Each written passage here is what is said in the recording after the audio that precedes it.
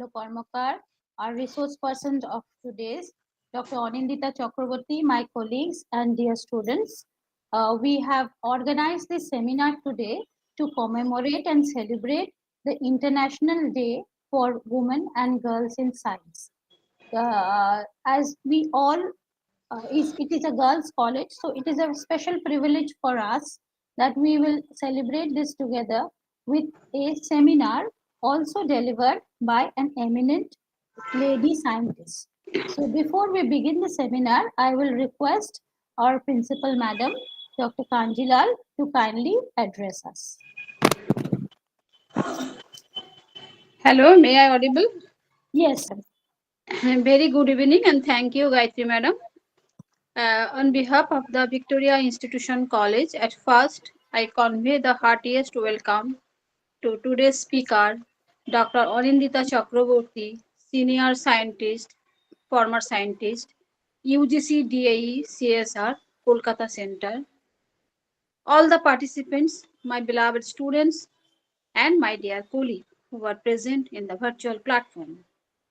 Today, the Physics Department, in collaboration with Internal Quality Assurance Cell, Victoria Institution College, is planned to organize to celebrate the International Day of Women and Girls in Science. The main objective to organize this celebration program today is to encourage our students who are the future of the society, to encourage them in the science and technology. Nowadays, number of students, number of girl students, they are in science. Though in the degree colleges, the number of students is decreasing in science. But once upon a time, majority of the women or girls, they are towards the humanities section. But nowadays, number of successful women and girls are there in different established positions in science. So I believe our students will be enlightened with the knowledge and informations given by Dr. Anindita Chakraborty. I am also very much grateful to Dr. Chakraborty for giving us the time from her busy schedule to address our students and faculty towards the International Day of Science of Women and Girls in Science.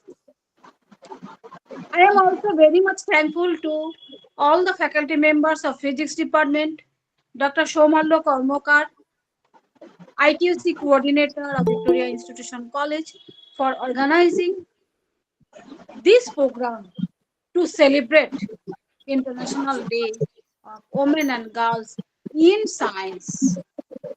In our daily life, science has a big role. At the same time, in the society, the woman has a big role. If these two match, then our society will get a bright future.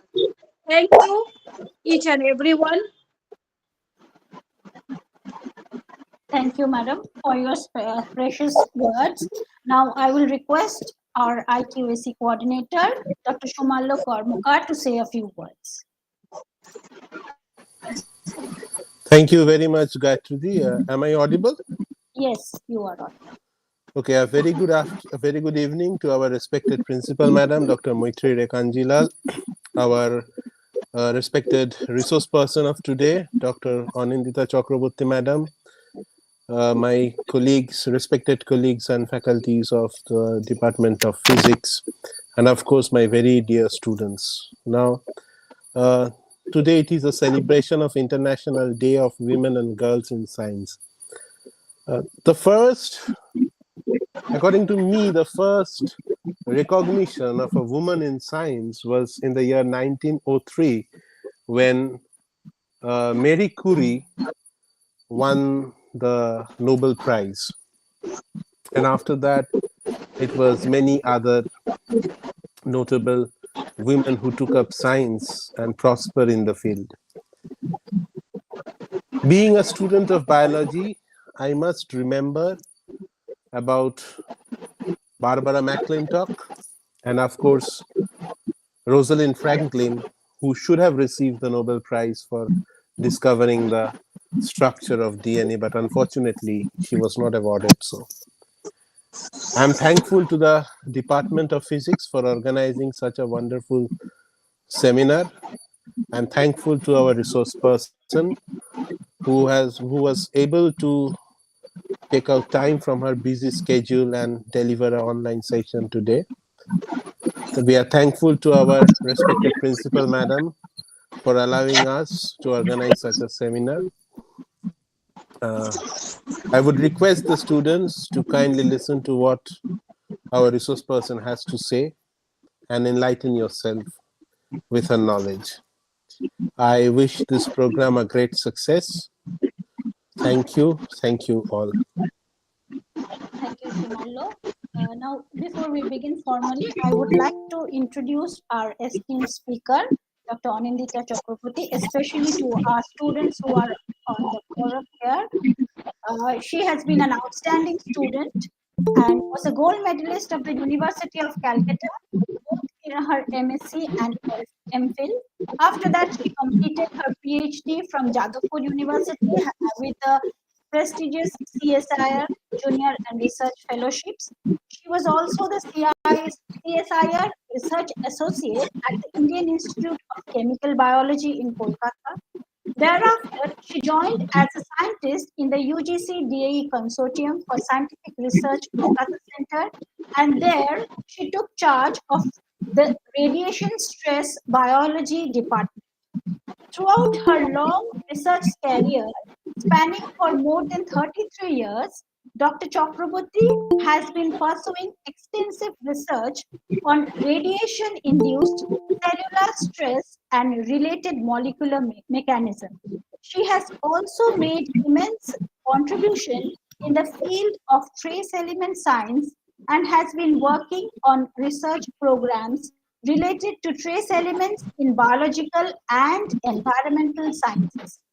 She was the scientist in charge for coordination with all the users from different universities who utilize the Department of Atomic Energy facilities at the Variable Energy Cyclotron Center in Kolkata and also the Tandem Pelletron facility at the Institute of Physics in Bhubaneswar.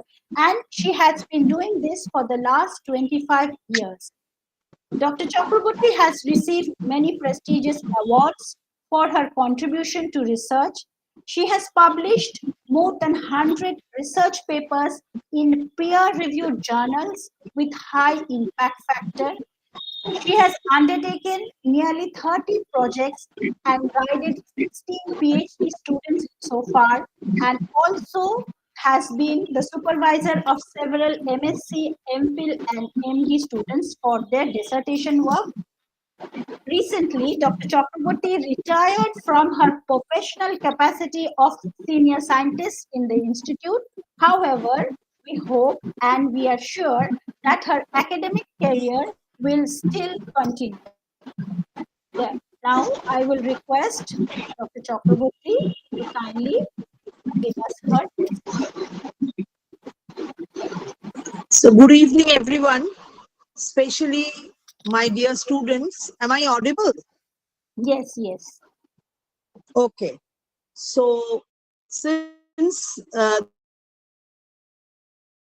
this seminar or webinar has been organized by physics department, so I have to mix up with some physics things with biology.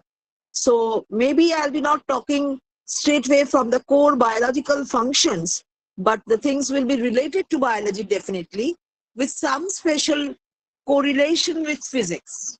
Now, the title of my talk is Energy in Living Systems. So as we all know that energy is manifested by some work done. But the definition of work in physics is not the same as the definition of work in biology.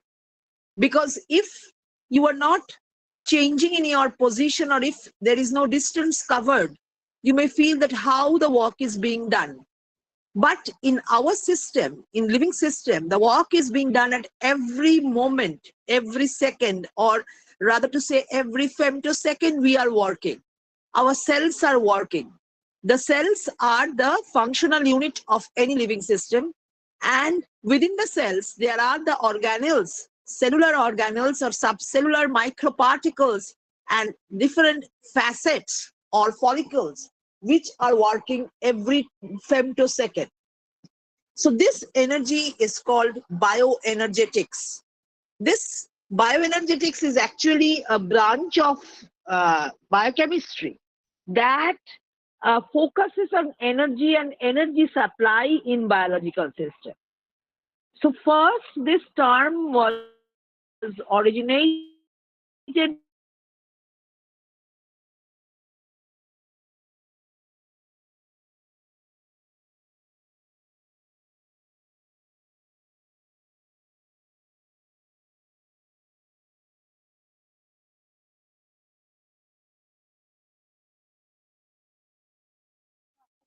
অডিওটা disturb হচ্ছে না?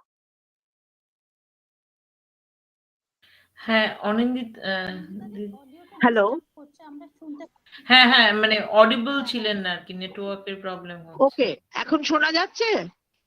হ্যাঁ, শোনা যাচ্ছে। হ্যাঁ, হ্যাঁ, হ্যাঁ, হ্যাঁ। আচ্ছা, so this chemiosmotic theory which came out in 1961, it told about how the ATP energy currency or the ATP is coupled with the transport of electrons and hydrogen ions through cell or organelle membrane.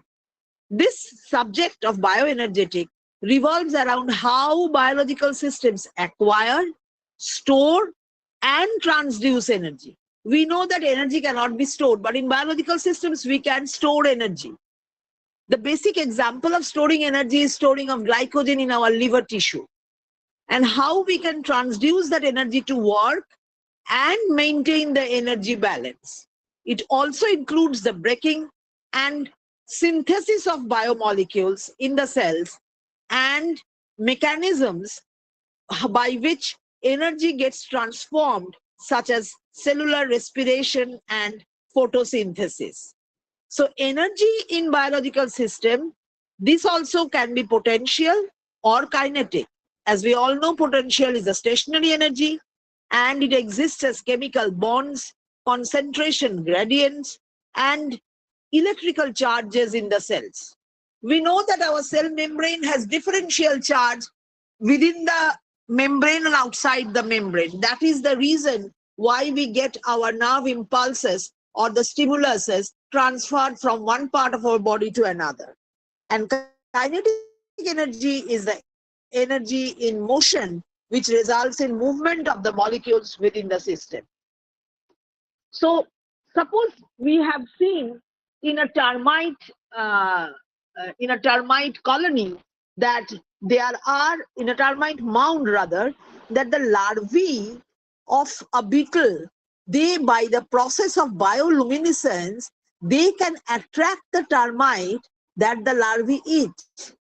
So the interrelation and the framework of bioenergetics is very beautifully exemplified by thermodynamic laws. How? The first law of thermodynamics states that energy can be transferred or transformed, but it cannot be created or destroyed. So the light energy from the sun, it is transformed by the plants to chemical energy in organic molecules, that is the glucose in plants.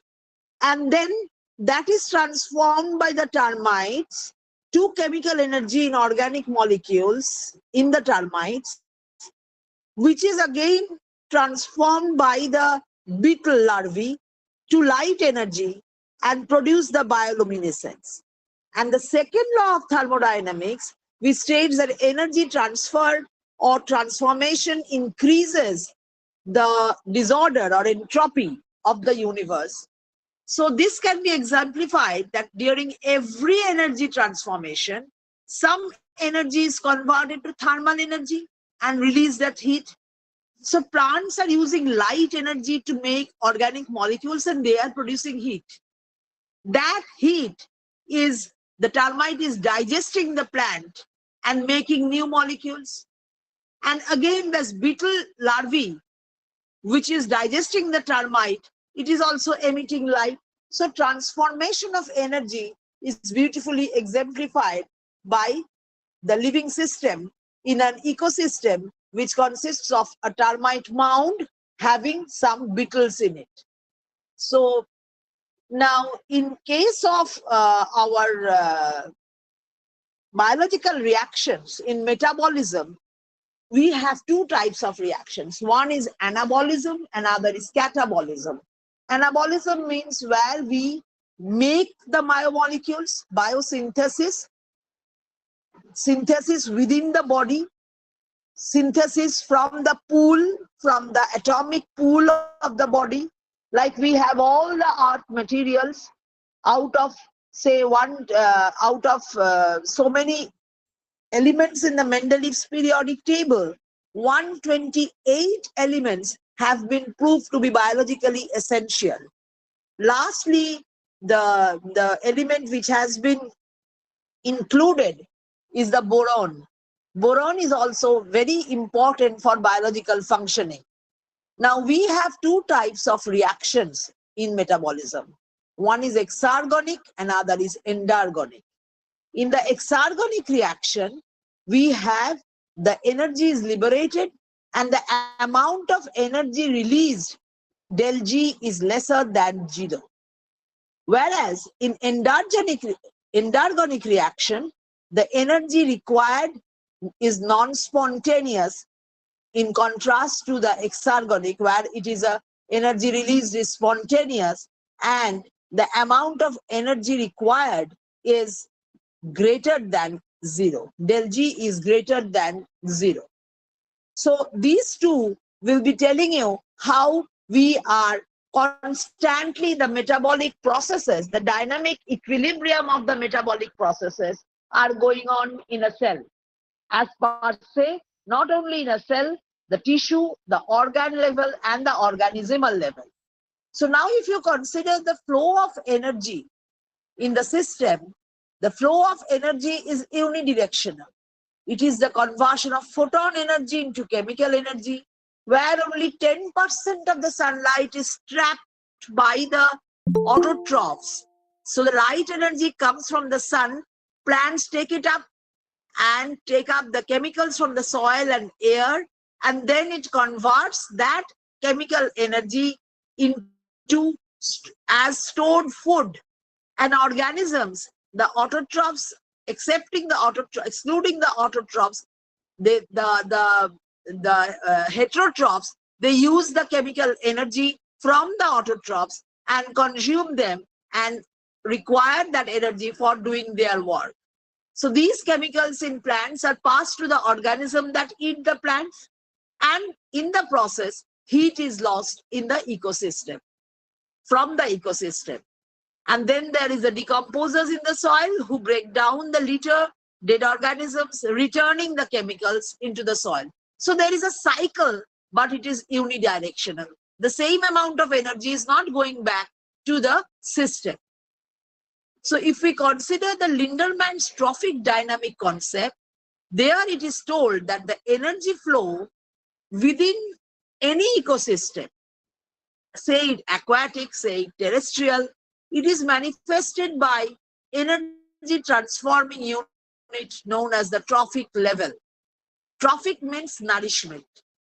And Linderman framework is the understanding of ecological energy in the ecosystem. It is based on thermodynamic principles known as the trophic dynamic concept. Student, please note down the trophic dynamic concept. What is it?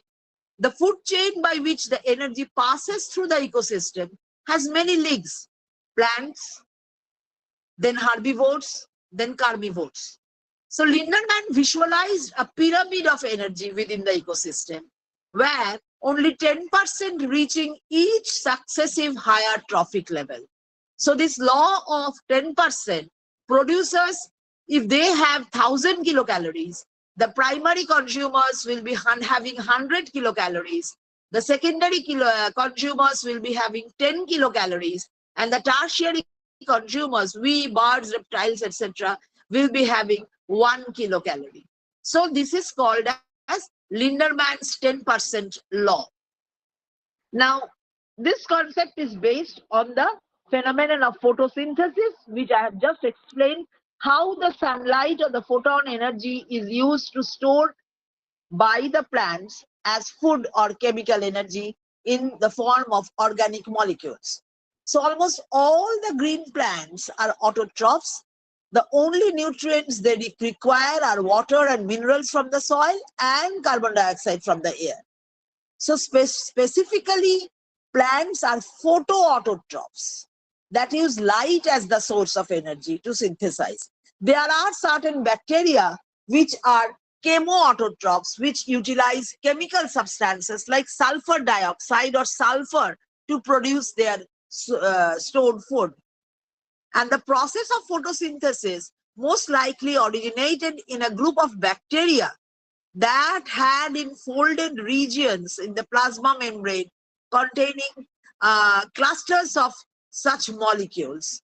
And in those existing photosynthetic bacteria enfolded membranes, they function similarly to the internal membrane of the chloroplast in case of eukaryotic organelle, and they absorb the energy from the sunlight and then uses that to drive synthesis of organic compounds from CO2 and water.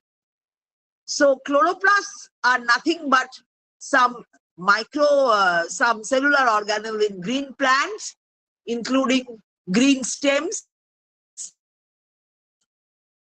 and unrepented fruit. They also have chloroplasts, but the leaves are the major sites of photosynthesis in most plants. There are about 500,000 chloroplasts in a chunk of leaf with the top surface area of say 1 square millimeter. Chloroplasts are mainly found in the cells of mesophyll tissue, the tissue in the interior of the leaf. Carbon dioxide enters the leaf through the stomata and oxygen exists. And by the way of microscopic, these pores, stomata are the microscopic pores, they utilize this for entry and exit of this nutrient gases. And water is absorbed by the roots from the soil and is delivered to the leaves in veins, or this is called the ascent of sap. Now the chloroplast has two membranes, and in our animal cells we have the mitochondria, which is also having two membranes, the inner and outer membrane. The chloroplast has a dense fluid called the stroma, and suspended within the stroma is the third membrane system, which is nothing but like stacking of coins called thylakoids, and which segregates the stroma from the thylakoid space into the sacs. And in some places, the thylakoid sacs are stacked in columns called grana, granum or grana, plural is grana. And chlorophyll is the green pigment that gives leaves the color, which is present in the thylakoid membranes of the chloroplast. So photosynthesis is actually a redox process where water is split and its electrons are transferred along with hydrogen ions from the water to carbon dioxide, reducing it to sugar. As Gayatri Madam was during her introduction of mine was telling that radiation-induced stress biology. So whenever our biological cells are in stress, this redox system gets operational, or the water inside the body, water inside the cell, as we all know that all biological cells have more than 80% of water. So water is the main constituent, and that water gets electrolyzed and After that splitting, the electrons are transferred and the electrophilic molecules catch up those electrons and produce the secondary electrons, and there is a chain reaction which alters the oxidant and antioxidant status of the cell, and the cell goes under stress. Even in normal functioning also, the redox system is operational, not only in case of stress, but also in case of normal function. The redox potential has to be maintained by the cells so that the energy is in equilibrium and the metabolic process can go on functioning. So I have just told you that location of the chlorophyll within the thylakoids, where leaves are the major organs of photosynthesis, and then how these leaves are really converting the photon energy to chemical energy, which is the main bioenergetics of the plant cells. Beautiful pictures. I'm not able to share these pictures with you. If needed, I can share the whole file with you, the slides. So now photosynthesis. Ma'am, Hello. just one interruption. Are you sharing any PPT? No, I'm not sharing any PPT. Okay. I'm just Okay, giving you a thank lecture. If you want, I can share one PPT later on. Okay, No issues. Okay, ma'am. Okay. Thank you. Thank you. Okay. I'm just giving an example lecture, and then I'll Okay. just share some PPT with you. Okay. Okay, thank you, ma'am. Then we can share with the students. Thank you. Okay. So photosynthesis has two reactions. One is the light reaction, another is the Kelvin cycle. So the light reactions are the steps of photosynthesis that convert solar energy into chemical energy, where water is split, providing the source of electrons and protons, that is the hydrogen ions, and giving off oxygen as a byproduct. And Kelvin cycle begins by incorporating carbon dioxide from the air into the organic molecules already present in the chloroplast. The initial incorporation of carbon into organic compounds is known as carbon fixation. So in the light reaction, it is the solar energy is converted to the chemical energy of ATP and NADPH.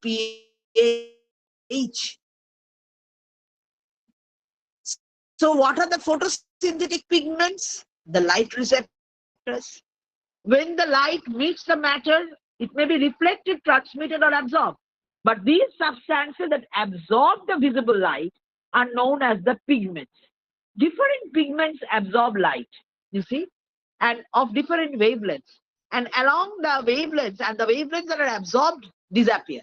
So the ability, there are different types of carotenoids in the plant system. You can see some plants are red, some plants are reddish, orangish, yellowish. So there are different types of pigment that absorb different wavelengths of light. The ability of the pigment to absorb the various wavelengths, we can measure it by spectrophotometer, isn't it? You have seen a spectrophotometer in your lab. So you are all PG students, na? Or UG? Hello? Are they all PG students or UG? UG students. UG, okay. Have you seen spectrophotometer in your lab? I hope you have seen it. I don't know. Anyway, you can talk to your madam and they will be explaining you about the basic principle of spectrophotometer. I'm not going into the details of it. Only you just know that we can measure the absorbance of light by a substance, by a pigment with the help of spectrophotometer. And we can obtain an absorption spectrum, and we have, on the basis of different absorption and action spectra, we have divided the plant's pigments into three types: chlorophyll A, chlorophyll B, and carotenoids. Okay, so they have different structures, chlorophyll A and chlorophyll B and carotenoids, where there is a porphyrin ring in case, and there is a hydrocarbon tail. And in carotenoids, we have a long open chain beta carotene, which is an organic compound with lot of double bonds between CH and C, and we get the beta carotene. Okay, so chlorophyll molecules get excited by the absorption of light energy and produce different results in an intact thylakoid or chloroplast than they do in solution. So if you extract chlorophyll from the plant, you'll be getting different types of reactions. That is why we get dissimilar results in vitro and in vivo system. In vivo means when you are doing the experiment within the system, and in vitro means when you are doing it outside the system. In vitro, vitreous means glass, you are doing some experiment in the test tube or conical flask or culture plates or culture discs, etc. So there will be different types of interactions. All the chemicals are not available there. So you won't be getting the totality of the complex reaction that occurs within the system. And in the native environment of the thylakoid membrane, chlorophyll molecules are organized along with other different types of small organic molecules and proteins, which are called the photosystems. And we have photosystem 1 and photosystem 2. So photosystem is basically composed of reaction center complex surrounded by several light harvesting complexes. The reaction center complex is actually an organized association of proteins holding a special pair of chlorophyll A molecules and a primary electron acceptor. Each light harvesting complex consists of various pigment molecules, which may include chlorophyll A, chlorophyll B, multiple carotenoids bound to proteins. And the thylakoid membrane is populated by two types of photosystems, both PS1 and PS2. So PS1, it is the chlorophyll A at the reaction center of the complex. It is the P700 because it mostly absorbs light of wavelength 700 nanometers in the far red part of the spectrum. And PS2, the reaction system, is having P680 because this is the pigment which best absorb light, having a wavelength of 680 in the red part, not in the far red, but in the red part of the spectrum. Now, you can have different figures which will be telling you how the light harvesting molecules and how the reaction center complexes are typically associated, and how the special pair of chlorophyll A molecules, they are interacting, and how photon is getting transferred into the photosystem 1, and how from the stroma, within the stroma, the primary electron acceptor, they are, along with the pigment molecules, they are producing the organic complex glucose. So if we go to the mechanism of electron transport, electrons from chlorophyll travel through the carriers organized in the Z scheme. What is it? The photon, it is a linear electron flow. The flow of electrons through the photosystems, it is always a linear electron flow, and it occurs during the light reaction of photosynthesis. And it is known as the Z scheme. Why? The photon of light strikes one pigment molecule in the light harvesting complex, suppose PS2, boosting it to a higher energy level. As this electron falls back to the ground state, an electron in a nearby pigment molecule is simultaneously raised to an excited state. And this process continues and continues and continues, with the energy being harvested to other pigment molecules until it reaches the P680 pair of chlorophyll A molecules in the PS2. Then what happens? This electron, when it is transferred from the P680 to the primary acceptor, electron acceptor, we can refer to that the form of P680 missing the negative charge, or it is the P680 plus. Okay, and the enzyme which catalyzes the splitting of the water molecules into 2 electrons and 2 hydrogens and 1 oxygen. These electrons are supplied one by one to the P68 680 plus pair, and each electron will replace one transferred to the primary electron acceptor. So one is exciting, the other is leaving back to the ground state. One is getting excited, the other is leaving back to the ground state. And the hydrogen ions are released into the thylakoid space, interior of the thylakoid space, and the oxygen atom immediately combines with an oxygen atom generated by the splitting of another water molecule, forming O2. And the excited PS2 reaction center, P680 plus, transfers the electron to the pheophytin, which is shortly called as pheo, PAGO. And the pheophytin transfers the electrons to the acceptors PQA and PQB, which are plastoquinones. I told you there are several other organic pigment molecules. These are the other pigment organic molecules, PQA and PQB.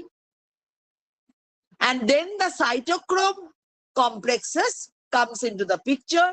They transfers the electrons to plastocyanine, a soluble protein, which in turn reduces P700 plus and oxidizes it. So oxidized P70 we get. Now the potential energy is getting stored in the proton gradient, which is used to make ATP in a process of chemiosmosis. Because there is a water molecule, so there is a difference in concentration gradient of the hydrogen ion and oxygen molecule. So it is the process of chemiosmosis. Now photoexcited electrons are passed in a series of redox reaction, okay, by iron clusters from the primary electron acceptors and then from the second electron transport chain through ferridoxin. This chain is does not create a proton gradient and thus does not produce ATP. So the enzyme which I was talking about is the NADP plus reductase, which catalyzes the transfer of electrons from FD or ferridoxin to NADP plus. And 2 electrons are required for reduction to NADPH. NADP plus gets reduced to NADPH by 2 electrons. And the electrons in NADPH are at a higher energy level than they are in water where they started. So what happens? They are becoming more readily available for the interactions or the reactions of the Kelvin cycle. This process is also removed. It removes one hydrogen atom from the stroma. So this is the whole explanation of the mechanism. I will share with you the detailed Z scheme of oxygen evolving photosynthetic organisms. I cannot explain it in words, but I can just give you a schematic diagram of how the Z scheme is operating and how the electrons and protons are transferred in the thylakoid membrane and how it is carried out vectorially by the 4 protein complexes. The 4 protein complexes means PS1, PS2 and the pheo, all the pheo, and how the ATP synthase then finally gives rise to production of ATP. So this is the photosynthesis, the linear electron flow. Now coming to the cyclic electron flow. Now photoexcited electrons can take an alternative path called cyclic electron flow, which uses photosystem 1 but not photosystem 2. These electrons, what happens? These electron cycles back from ferridoxin to the cytochrome complex, and then via the plastocyanine, from plastocyanine they go to P700 chlorophyll in the PS1 reaction center. So there is no production of NADPH and no release of oxygen. In this process, there is no reduction and no production of NADPH and no release of oxygen. On the other hand, cyclic flow just only generates the ATP. So that is the reason it is called cyclic electron flow. So in short, photoexcited electrons from PS1, occasionally they get shunted back from the ferridoxin to the chlorophyll via cytochrome complex and plastocyanine. This electron shunt supplements the supply of ATP via chemiosmosis but produces no NADPH. And the shadow of the linear electron flow is included to just represent that how they can be compared within the cyclic route, how these two are separated. The two ferridoxin molecules are actually one and the same, where the final electron carrier will be giving you the PS1. Okay. This is also in the book of Campbell Biology. It is very beautifully, the diagram is there. So I'll be copying that diagram and sharing it with you. And we can just have the overview of light reaction of photosynthesis from that book's figure. So the carbon reaction, which is the dark reaction, the light and carbon reactions of photosynthesis in chloroplast, what happens? The thylakoid membranes, they have the PS1 and PS2. There is the chlorophyll. Water molecule is getting in. Oxygen is coming out. That is the light-driven reaction. And Kelvin-Benson cycle is the carbon reaction which occurs in the stroma, where the NADP gets reduced to NADPH and the glucose molecule is produced, releasing carbon dioxide and water.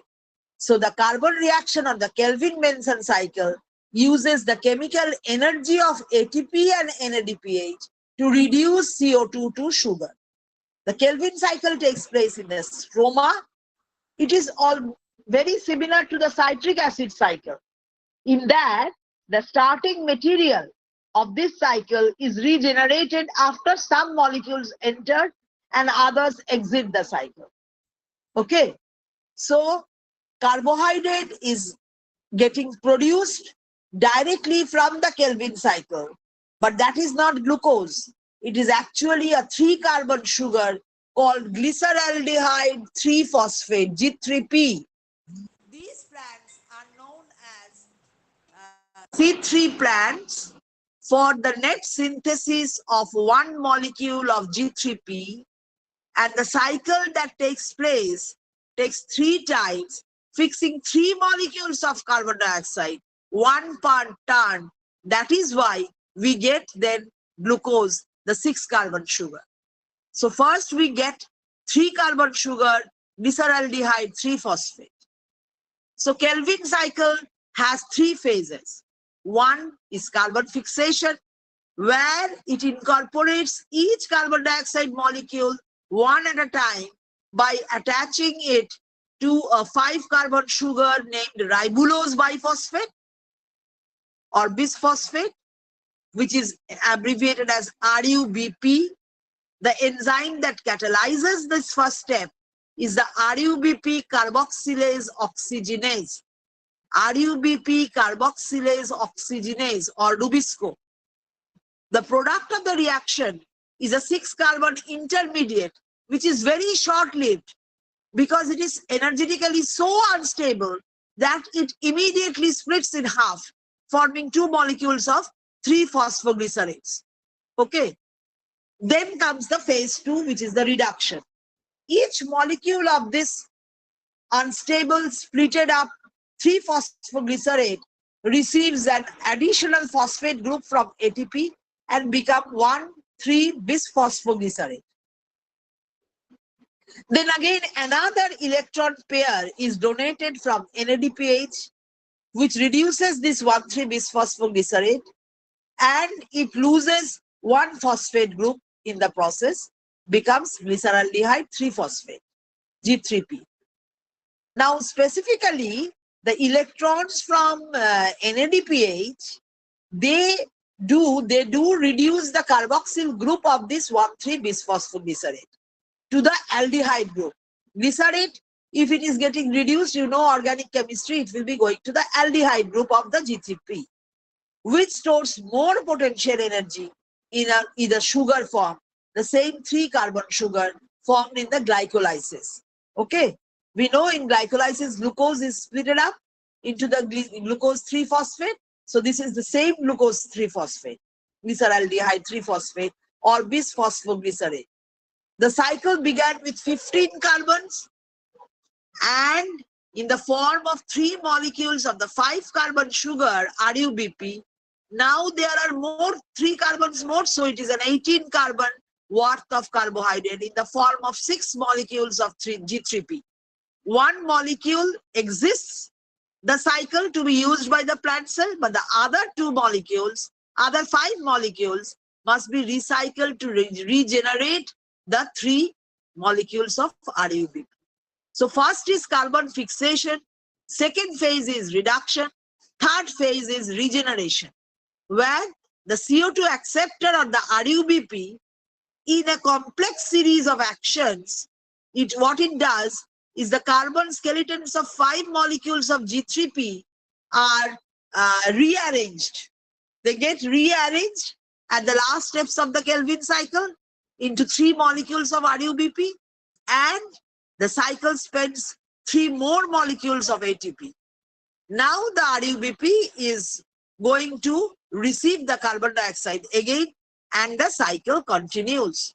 So how this cycle gets continued within these 3 steps, how ribulose 1-bisphosphate goes to 3-phosphoglycerate, then gets reduced and then forms the triose phosphate, glyceraldehyde 3-phosphate, and again regenerates into ribulose 1,5-bisphosphate. Okay, that is the Kelvin-Benson cycle, and we have different reactions, and as part of the reactions we have the different types of enzymes: aldolase, triose phosphate isomerase, transketolase, then your ribulose 5-phosphate epimerase, isomerase, different types of enzymes are there. Okay, so in this way the bioenergetics within the autotrophs goes on, and inorganic carbon gets into concentrated to the organic carbon, to the C4 carbon cycle. And now if we think about how the inorganic carbon mechanism, inorganic carbon concentrating mechanism, the C4 carbon cycle, the reactions you need to know that what are the enzymes and what are the decarboxylating enzymes and what are the reactions. Okay, so then we know that how in the periphery of the leaf cells the enzyme carboxylase catalyzes the reaction of bicarbonates provided by the uptake of atmospheric carbon dioxide. Okay, and the 4-carbon acid flows for diffusion barrier to the internal region. So this is very important because you know that the plants are the autotrophs. So whatever energy the animal system is deriving, it is all from these green plants. So if we don't understand the photosynthesis, then how can we understand how our bodies, the high animals' bodies work? So how does the chemical energy stored in food by the process of photosynthesis is used to generate ATP, that the molecule which drives most cellular work? The answer to this question, you can answer it as the process of cellular respiration. So cellular respiration, where it happens? Mitochondria. Mitochondria in the cells of animals and plants and other organisms break down the organic molecules, generating ATP and the waste products, carbon dioxide, water, and heat. Okay, so although the energy flow is in unidirectional, one way, but the chemicals are recycled because these breakdown chemicals will be reutilized. The totality of organisms' chemical reactions, which is called as metabolism, okay, so that is a property of life that gives the orderly interactions between the molecules which we are composed of. So glucose is the major source of metabolic energy. And the efforts, how we utilize this glucose for our different work, like there are so many pathways, glycolysis, then your Mayer-Hoff-Parnas pathway, then your, it is also known as Mayer-Hoff-Parnas pathway. There are so many types of pathways, catabolism systems, glycolysis, TCA cycle, by which we utilize this organic molecule to generate ATP, and which will be giving us the energy to work. So mitochondria is also having two membrane, inner and outer, and it is having a highly folded inner membrane. So mitochondria contain pyruvate dehydrogenase, the citric acid cycle enzymes, the enzymes catalyzing the fatty acid oxidation, and also the enzymes and redox proteins involved in ETR or ETC, electron transport chain, and oxidative phosphorylation.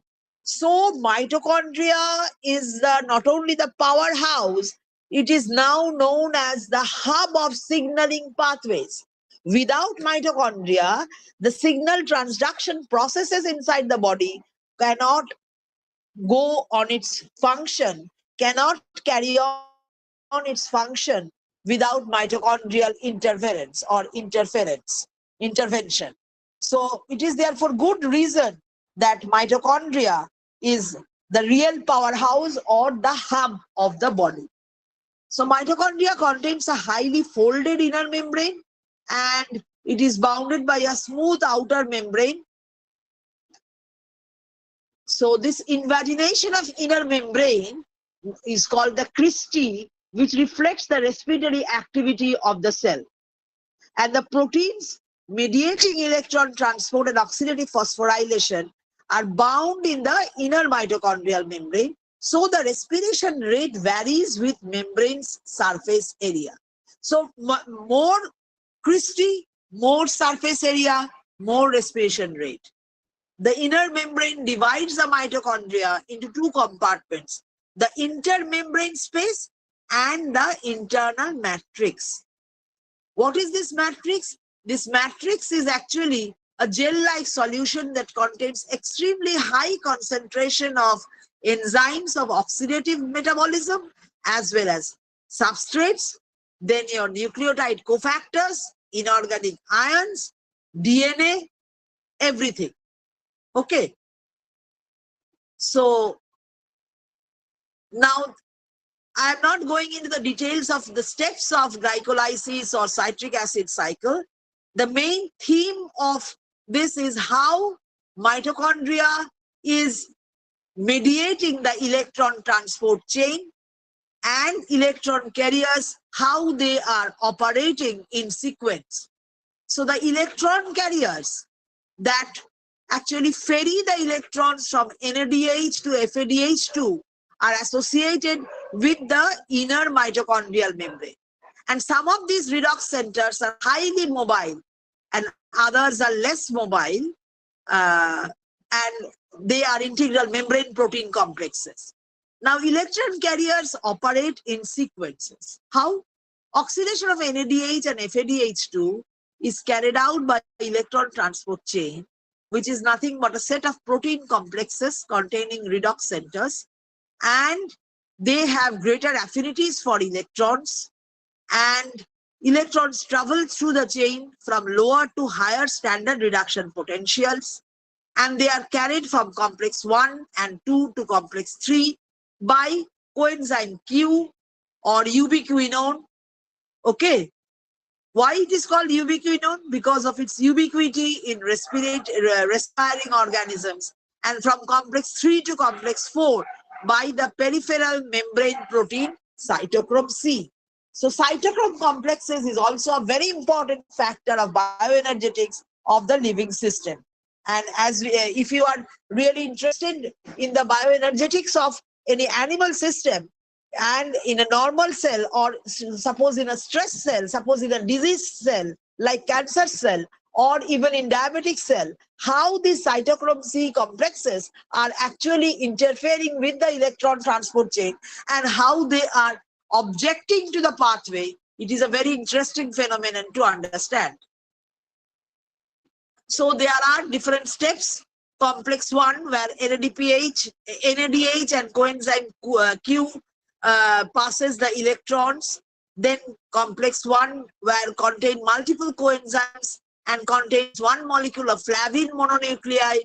So these are very important steps and these are very complicated steps also.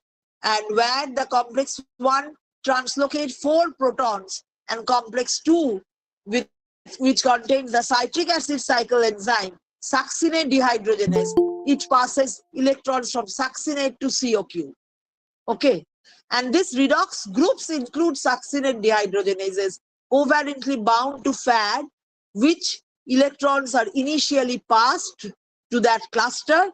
These are some iron clusters, iron sulfur clusters, 4Fe and 4S, 3Fe and 4S cluster.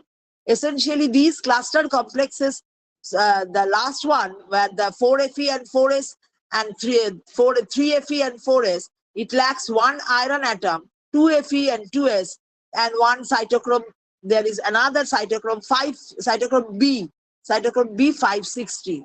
So these complex 1 and 2, they do not operate in series. Although they are named as complex 1 and 2, they do not operate in series but accomplish the same result by transferring the electrons to COQ, coenzyme Q, oxidoreductase, COQ, from reduced substrate, NADH or succinate. So, hello, this talk is becoming a monologue. I expected some discussion or some queries from you. Maybe you are noting down your questions which you will be asking me later. I hope so. Now coming to the complex 3, this complex 3 translocates the protons via the Q cycle. Complex 3 is also known as coenzyme Q cytochrome C, oxidoreductase, or cytochrome BC1. This cytochrome BC1 passes the electrons from reduced COQ to cytochrome C. And it contains 2 B type of cytochromes, one cytochrome C1 and one 2Fe2S, the iron cluster complex. This cluster, in which one of the iron atom is coordinated by 2 histidine residues rather than 2 cysteine residues, and which is known as the Risky center after their discoverer John Risky. Complex 3, it is found in the yeast mitochondria. It is a homodimer which also has protoisomers and consists subunits which then interacts with the mitochondrial complex 2. So electrons from coenzyme Q follow 2 paths. One is complex 3 functions to permit one molecule of this 2 electron carrier to reduce 2 molecules of cytochrome C, and this occurs by surpassing bifurcation of the flow of electrons. The other is complex 4 reduces oxygen into water. So cytochrome C oxidases, this complex 4 catalyzes one electron oxidation of the 4 consecutive reduced cytochrome C molecules and concomitantly releases 4 electron reduction of 1 oxygen molecule. So now comes the oxidative phosphorylation. What is it? Oxidative phosphorylation, this is the endarganic synthesis of ATP from ADP and PI in mitochondria, and it is catalyzed by ATP synthase. So the chemiosmotic theory links electron transport to ATP synthesis. The chemiosmotic theory proposed by Mitchell, he tried to postulate that considerable controversy exists where Mitchell's theory states that free energy of electron transport is conserved by pumping hydrogen from mitochondrial matrix to the intermembrane space to create electrochemical hydrogen gradient. But this controversy is still a debatable factor, that whether really this hydrogen gradient is the factor or something else. Because there also comes the electrochemical potential of the gradient, which is harnessed to synthesize ATP. Now, there can be many explanations. One is oxidative phosphorylation requires an intact inner mitochondrial membrane. Number two, the inner mitochondrial membrane is an impermeable to ions such as hydrogen, hydroxyl, potassium, and chlorine, whose free diffusion would discharge an electrochemical gradient. Then, thirdly, electron transport results in the transport of hydrogen out of intact mitochondria from the intermembrane space, and thereby creates a measurable electrochemical gradient across the inner mitochondrial membrane. So this complexity is the beauty of biological systems.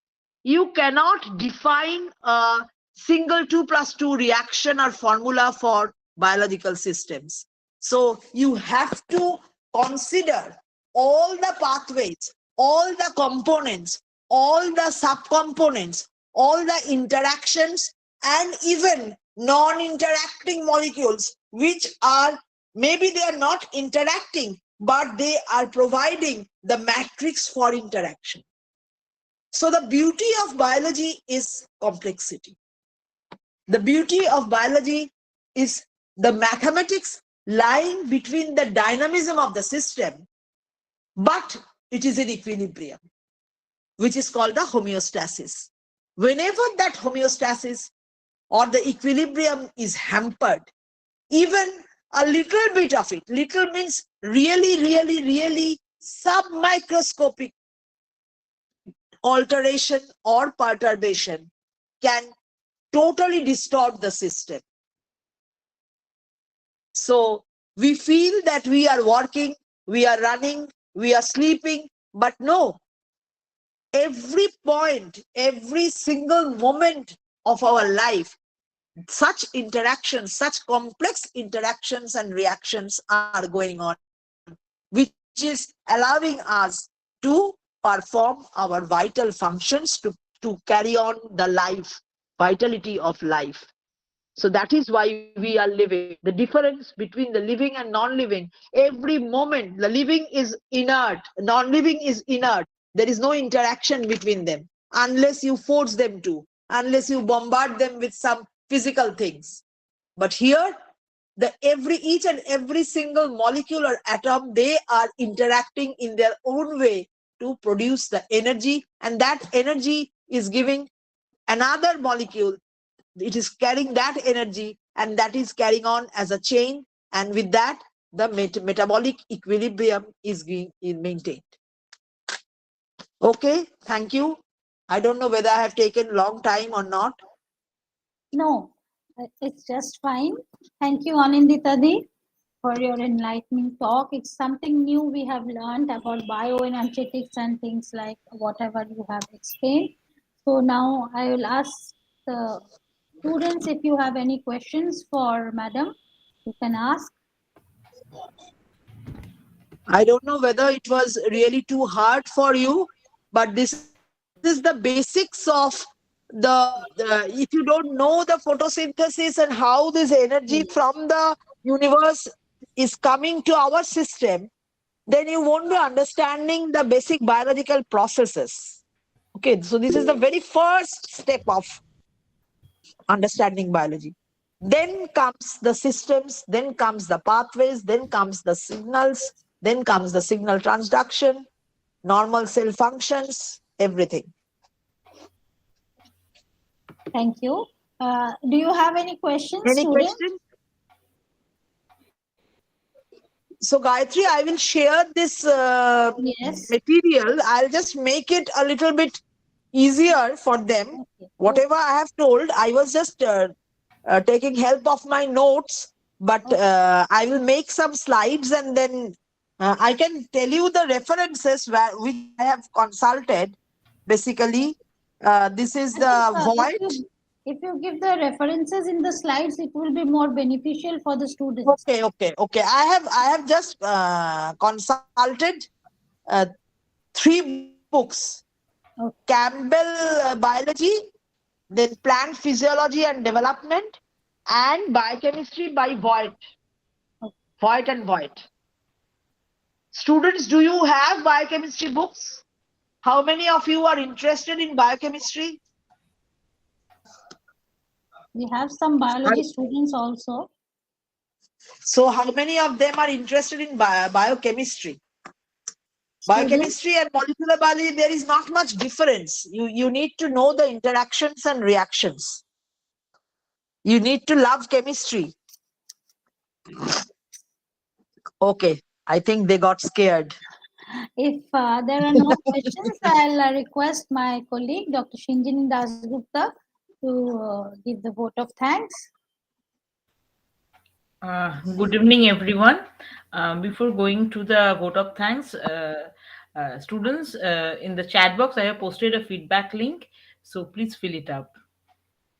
Now, thank you, Anindita madam. So, as we come to the conclusion of this insightful and enriching seminar, it is my pleasure to deliver the vote of thanks on behalf of the organizing committee. First and foremost, I extend our deepest gratitude to our principal madam, IQAC coordinator, for their valuable insights, which have significantly contributed to the success of this event. A heartfelt thanks to our distinguished speaker for sharing your expertise and knowledge. Your discussions have been incredibly informative and engaging, offering us new perspectives and ideas. A special thanks to our participants and attendees. Thank you all. Looking forward to more sessions like this. Thank you all. Okay, now we'll take a photograph. If you can kindly switch on your cameras. Anindita di, tumiyo koro. Yes, I can do it. I can do it. Students, if you switch on your cameras, we can take a photograph. Just a moment, please. Students, please switch on the cameras. Online, you need to have this, na? Yes. Gayatri? Yes. This is the rule, I think. Yes. Please switch on the camera, students.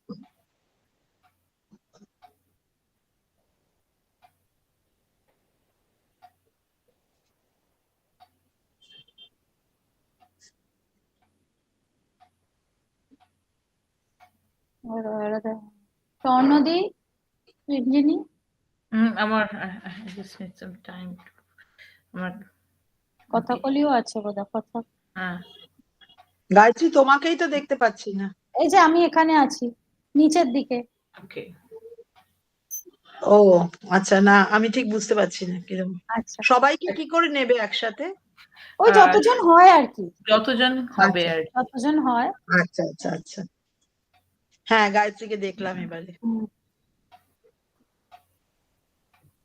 আচ্ছা, তুলে নেবো কি নাকি যে কথা কলি এসছে সিঞ্জিনি একটু অন কর।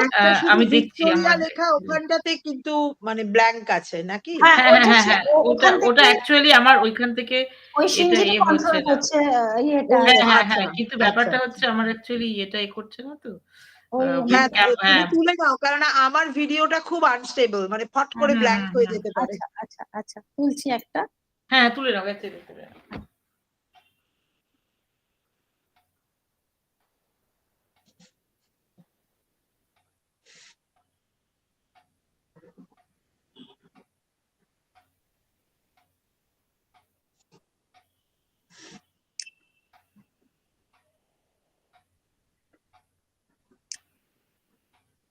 সিঞ্জিনি আসতে পেরেছে? আচ্ছা, উনি যিনি ওই আইকিউএসি ছিলেন উনি নেই মনে হয়, উনি লিভ করেছেন। উনি বেরিয়ে গেছেন। ও কিন্তু তো তোমাদের ইয়েতেই বায়োলজিরই। হ্যাঁ, সেটা শুনলাম। হ্যাঁ, বেরিয়ে গেছে। আচ্ছা, আর আমার এই কলিগরা আছেন এখানে। সিঞ্জিনির সঙ্গে তোমার সেদিন আলাপ হয়েছিল।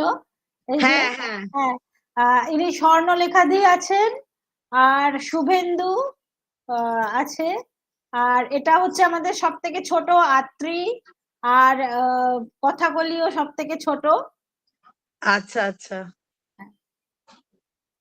ভালো। Okay, students, you can leave now. You can leave, students, after giving the feedback.